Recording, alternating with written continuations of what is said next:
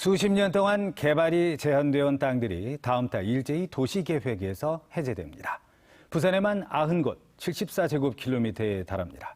대부분이 공원 부지이기 때문에 부산시가 이를 보존하기 위해서 사들여야 하는데요. 3조 2천억 원이 필요하다고 합니다. 이만은 기자가 보도합니다. 다음 달 1일자로 장기 미집행 도시계획 시설이 자동으로 효력을 상실하게 돼 부산에서는 90곳에서 74제곱킬로미터, 2240만 평의 땅이 개발 제한 구역에서 해제됩니다. 축구장 1,400여 개를 합친 면적으로 이 중 절반 이상인 사유지 보상비만 3조 2천억 원으로 추산됩니다.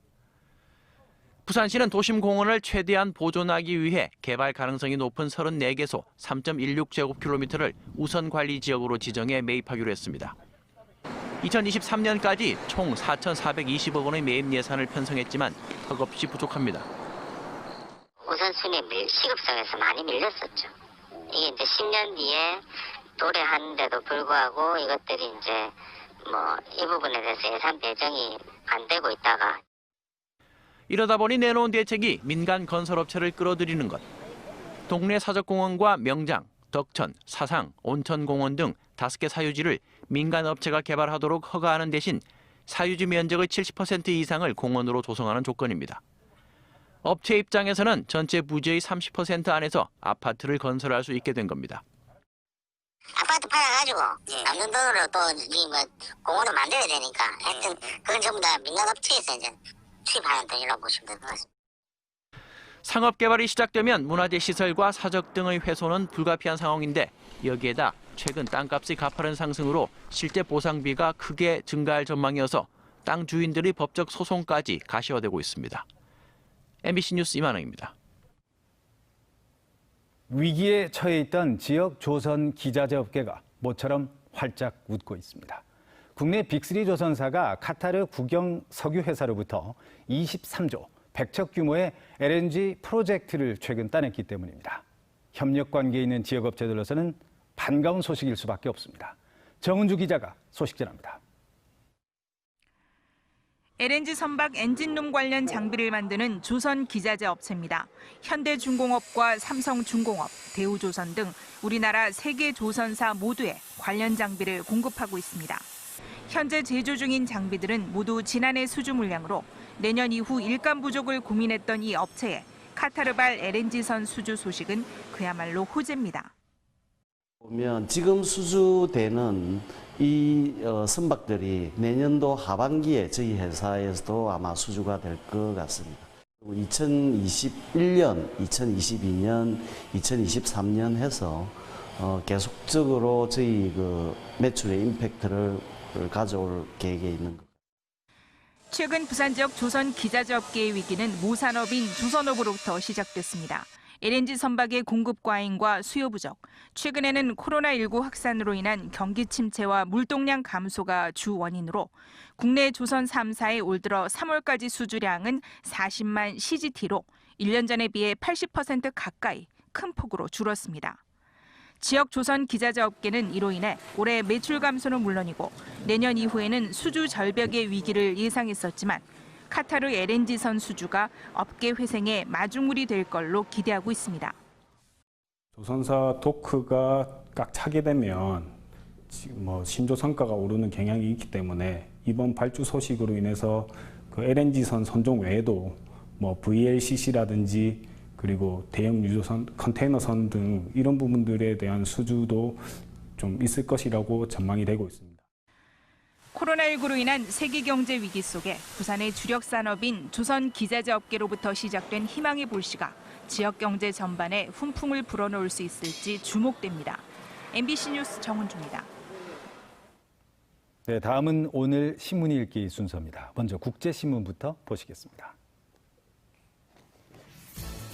이달 중 예상됐던 국무총리실 김해공항 확장안 재검증 결과 발표가 또다시 연기될 수 있다는 관측을 일면에서 다루고 있습니다.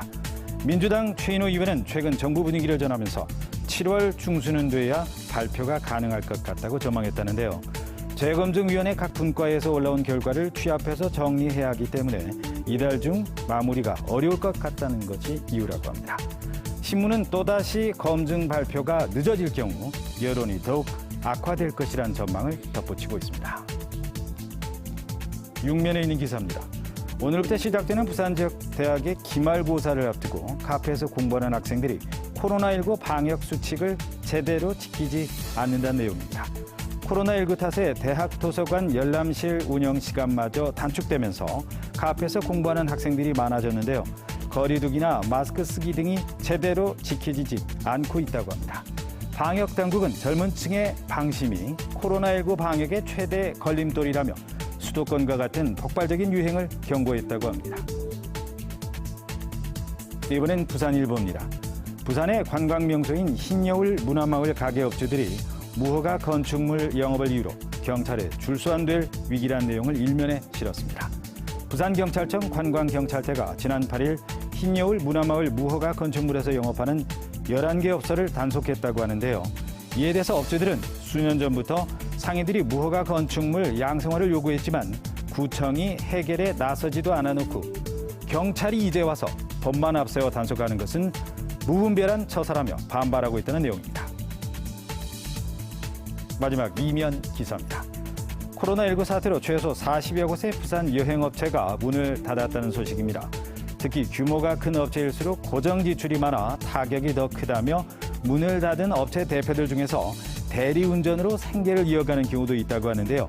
한국관광공사가 실시한 코로나 이후 국내 여행 재개에 따른 희망 방문지 조사에서도 부산은 제주와 강원에 크게 밀렸다며 대책 마련의 시급성을 강조했습니다. 지금까지 오늘 아침 신문 살펴봤습니다. 월요일인 오늘 아침은 맑은 하늘로 시작하고 있습니다. 어제 오전까지 비가 내린 뒤 금세 더위가 다시 고개를 들었습니다. 낮 동안 시원한 옷차림에 볕을 가려줄 모자나 선글라스도 챙기시는 게 좋겠습니다. 오늘 부산의 아침 기온은 20.3도로 출발해 한낮 기온은 27도로 어제만큼 덥겠고요. 강한 자외선과 오존을 주의하셔야겠습니다. 현재 전국이 대체로 맑습니다. 다만 서해안과 일부 내륙, 제주도에 안개가 끼어 있는데요. 이미 장마철에 접어든 제주도는 오늘 아침까지 비가 조금 오겠고요. 부산은 온종일 맑은 가운데 공기질 좋음 수준으로 깨끗하겠습니다. 이어서 자세한 지역별 기온 살펴보겠습니다. 오늘 아침 기온은 어제보다 2도에서 4도가량 낮게 출발하고 있습니다. 습도가 높았던 지난 주말에 비해 불쾌감은 한결 덜해졌는데요. 강한 볕이 내리쬐며 낮 기온은 어제보다 2도에서 3도가량 높게 오르는 곳이 많겠습니다. 한낮에 부산 27도, 양산과 합천이 31도, 거제와 남해는 29도로 예상됩니다. 바다의 물결은 동해남부 먼바다에서 최고 2.5m까지 약간 높게 일겠습니다. 내일도 대체로 맑은 가운데 오늘만큼 덥겠고요. 수요일부터 하늘이 차차 흐려져 목요일에는 비가 내리며 낮 기온이 24도까지 내려갈 전망입니다. 날씨였습니다. 코로나19 여파로 판매 부진을 겪던 멍게 업계가 온라인 판로를 개척하면서 주문이 쏟아지고 있다고 합니다. 수산업계 대표적인 코로나19 극복 사례로 주목받고 있습니다. 부정석 기자입니다. 올해 막바지 수확이 한창인 통영의 한 멍게 양식장. 멍게를 선별하는 어민들의 손길이 분주합니다. 이맘때 수확된 멍게는 보통 여름철 판매를 위해 냉동 보관됩니다. 하지만 올해는 수협을 통해 바로 시장에 출하되고 있습니다. 본격 수확철에 닥친 코로나19로 어려움을 겪던 양식 어민들이 지난 3월부터 온라인 판매를 시작하면서 상황이 좋아졌기 때문입니다. 생각지도 하도 안 한 그 코로나라는 그걸 맞아가지고 우리 멍게 하시는 분들이 초등에 어려움을 참 많이 겪었어요. 판로 부분은 이제 지금은 제자리 잡아갑니다. 올 들어 지난달까지 멍게 위판량은 406톤, 지난해보다 4배 가까이 증가했습니다. 킬로그램당 평균 판매가는 9,000원으로 지난해보다 3,000원 정도 떨어졌지만 판매량이 늘면서 수익은 오히려 크게 늘었습니다. 껍질을 벗긴 알멍게와 젓갈 등 주로 소포장 가공식품 소비가 크게 늘었습니다. 집에서 신선하고 위생적인 멍게를 바로 싼 가격에 먹을 수 있는 그런 큰 계기가 되고 저희 업계도 소비 촉진에 많은 도움이 되었습니다. 멍게 수협은 새로운 가공식품 개발과 수확에서부터 가공 유통 등 전 단계를 온라인으로 공개해 온라인 판매에 대한 소비자들의 신뢰도를 높인다는 계획입니다. MBC 뉴스 부정석입니다. 부산에 있는 국제적인 시설 가운데 잘 알려지지 않은 곳이 있습니다. UN 묘지가 그 가운데 하나인데요. 그런데 이보다 더 잘 모르는 곳이 바로 UN 평화기념관입니다. UN 묘지 인근에 있는 UN 평화기념관, 과연 어떤 역할을 하고 또 어떤 성격의 시설인지 박종환 관장과 함께 알아봅니다. 정세민 기자입니다. 70년 전 한국전쟁 당시 포화 속에서 군수품을 실어 나르는 부산항의 모습과 피라민들로 뒤엉킨 영주동 산동네의 모습이 고스란히 재현돼 있습니다. 지난 2014년에 문을 연 남구대연동 UN 평화기념관. UN이라는 그 이름 때문인지 많은 사람들이 UN 묘지와 함께 혼돈하며 아직도 잘 모르는 곳입니다. 돌아가신 참전 용사분들을 아주 영면하실 수 있도록 성스럽게 모신 그런 묘지의 성격이고, 저희 UN 평화기념관은 참전하신 유엔군 참전 용사들의 그 참전 의미, 명예 등을 알리는 그러한 기관이라고 차별화하면 되겠습니다. 그러나 이미 개관한 지 6년째인데다 그 성격과 기능 면에서 부산에 있는 또 하나의 자랑스러운 시설입니다. 유엔 묘지를 거쳐서 이로 걸어 올라오십니다.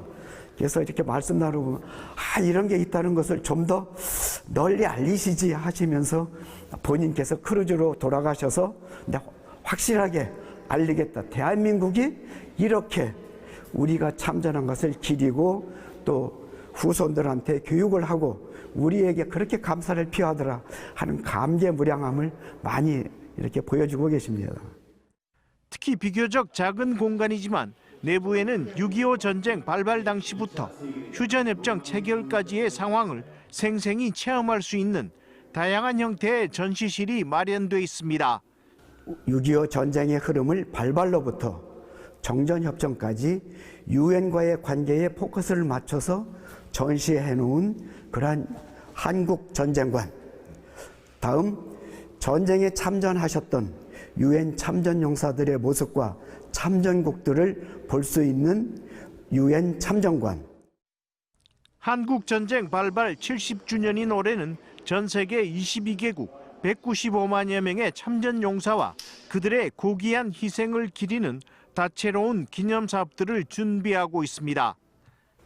195만 7,733분이 참전을 하셨는데 현재 살아계신 분들은 한 3, 40만으로 추정을 하고 있습니다. 이분들이 살아계실 때 10주년 단위로 할 수 있는 마지막 해가 아니냐, 그런 차원에서 여러 가지를 계획했습니다.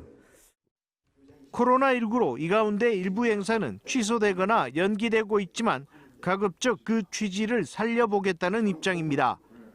세계에서 단 하나뿐인 감사와 기억의 공간, 그것도 부산에 있는 평화와 희망을 꿈꾸는 공간. 역사적이고 의미 있는 이 공간에 대한 부산 시민들의 관심과 성원을 당부합니다. 우선 저희 기념관에 많이 방문하셔가지고 제가 여기서 크게 떠드는 거 필요 없이 한번 쭉 돌아보시면 그래, 이런 게 필요해, 이런 걸 느끼도록 저희가 열심히 준비하고 있습니다. 그래서 와서 이렇게 보시고. 또 MBC 뉴스 정세민입니다.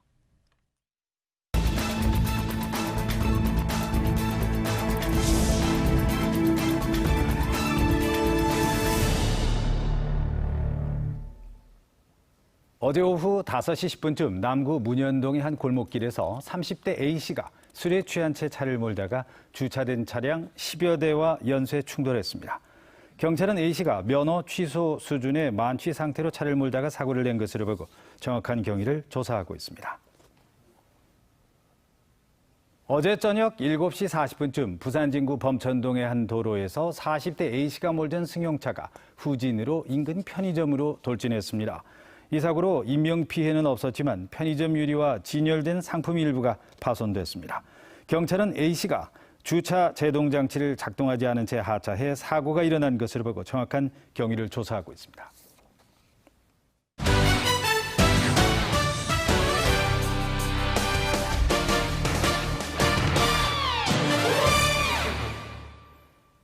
프로야구 롯데자이언츠가 LG 트윈스와의 3연전 마지막 경기에서 6대10으로 승리를 내주고 말았습니다. 롯데는 어제 서울 잠실구장에서 열린 원정 경기에서 1회 초 2사 1루에서 이대호가 홈런포를 쏘며 2점차 리드를 이어갔습니다. 샘슨의 호투 속에 롯데는 4회 2점을 보태 넉점차 리드를 이어갔지만 LG의 공격진의 5회와 6회 10점을 무더기로 내줬습니다. 7회 롯데는 2점을 따내며 LG를 추격했지만 결국 경기를 뒤집진 못했습니다. 프로축구 부산 아이파크가 어제 광주 월드컵 경기장에서 열린 광주 FC와의 원정 경기에서 1대3으로 패했습니다. 부산은 전반 추가 시간 호물로의 선제골로 앞서 나갔지만 후반에만 3골을 내주면서 역전패를 당했습니다. 개막 후 6경기째 승리를 맛보지 못한 부산은 승점 추가에 실패하면서 3무 3패, 승점 3점으로 11위에 머물렀습니다. 북한 매립지 행정구역 조정 문제가 행정안전부 중앙분쟁조정위원회에 회부됐습니다. 행정안전부는 지자체 의견 수렴 과정을 거쳐 오늘 행정구역 경계를 심의한다고 밝혔습니다. 부산 중구는 영주 고가교를 기준으로 북한 매립지의 행정구역 경계가 정해져야 한다는 입장인데 비해 동구는 행정경계선의 연장에 따라 정해져야 한다는 입장입니다.